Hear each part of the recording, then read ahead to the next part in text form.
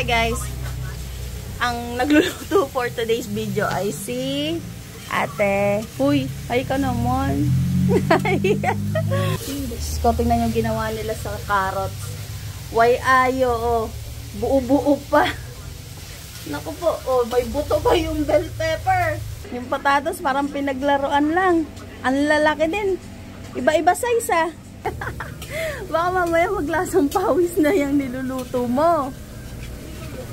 Ayos yung pagluluto. Galing na maghalo ah. May chef na ako. Nasa reality ka na, hindi na yung laro ah. Luto-lutuan nyo. Luto-lutuan lang talaga. Yan, luto talaga na ulam. Yung dati nilalaro yan. Sige, ayos yung paghalo. Okay na to? So, tikman na natin at husgahan ang luto ng aking anak na panganay. Sarap ba ta? Tamis? Sarap. Ikaw naman husga. Ikaw naman husga. Tay, masarap ba luto na anak mo? Ah, luto ba to? Ano ba Wala yan? ko, megos-megos lang. Minekos-mekos nga lang yan. Lori, masarap luto ni ate? Hindi.